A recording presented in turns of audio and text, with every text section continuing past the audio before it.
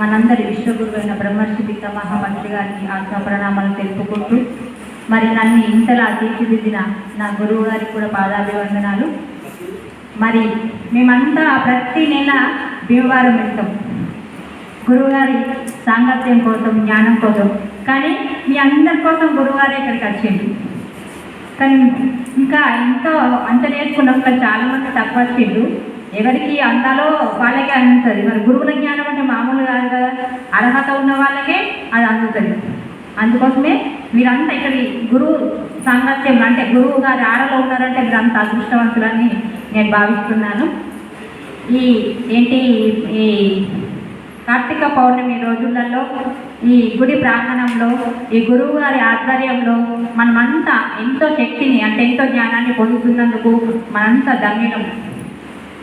చాలా మనము అంటే ఎన్నో జన్మలు పుణ్యం చేసుకుంటే తప్ప మనకు గురువుల దగ్గరికి మనం చేరుకోలేము.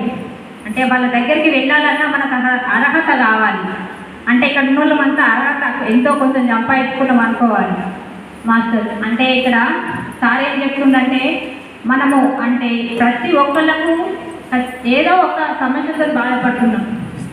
కుటుంబ సమస్యల, ఆరోగ్య సమస్యల, ఇంకా మానసిక ఎన్నో రకాలుగా ఆర్థిక సమస్యల, అన్ని సమస్యలతో బాధపడుతున్నాం.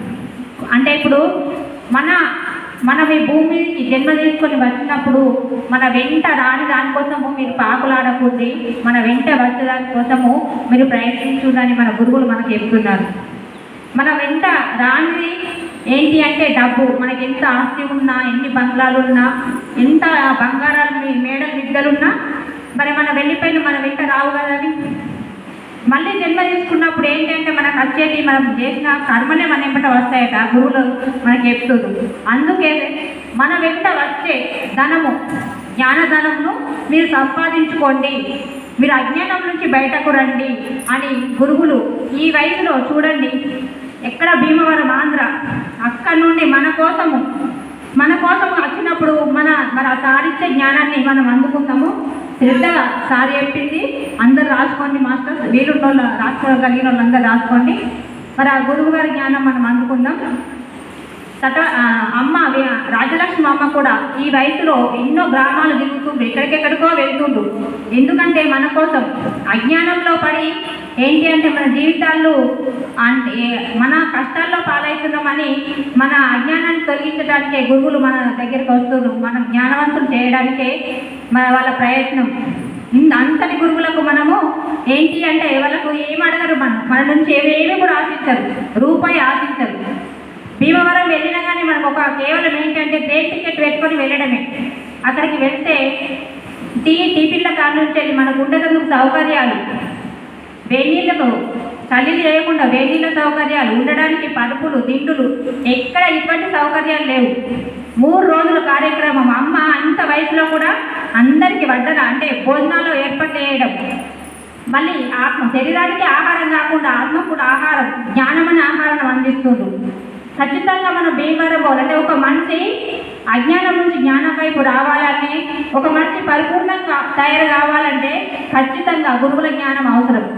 ఆ జ్ఞానం ఎక్కడ దొరుకుతుందంటే భీమవరంలో దొరుకుతుందని నేను అనుభవపూర్వకంగా చెప్పగలను.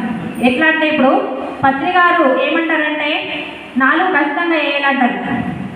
సాధన, స్వాధ్యాయం, సజ్జన సంగత్యం, సేవ. 4 ఉండాలి. మనకు 4 ఉంటేనే మనకి ఎదుగుదల అంటారు. ఆ 4 భీమవరంలో ఖచ్చితంగా దొరుకుతాయి. మనకు ఎక్కడికో తిరగాల్సిన అవసరం లేదు. ఆ 4 ఒక చోట దొరికే ప్లేస్ ఏది అంటే భీమవరం. అక్కడ సాధన ఉంటుంది, ధ్యానం ఉంటుంది, జ్ఞానం ఉంటుంది, సజ్జన సాంగత్యం, సేవ.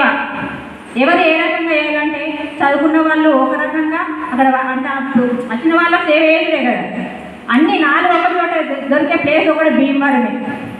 భీమవరం ఎందుకు పోతారు, అక్కడ పెరుగుడు ఉంటుందా అంటారు. కాదు, అదొక అద్భుత శక్తి. అంటే ఎన్నో సంవత్సరాల నుంచి అక్కడ అంతా కలిసి ఒక యజ్ఞంగా ప్రతి నెల 100 మంది కలిసి ఒక యజ్ఞంగా ధ్యానం చేస్తే అక్కడ అనంతమైన శక్తి ఉంటుంది. ఆ శక్తి మనం అందుకోవడానికే అక్కడికి వెళ్తాం.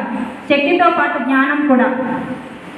ఖచ్చితంగా మనకి ఇవి వెంటరాని ధనం కోసం కాదు మనం పాకులాడేది.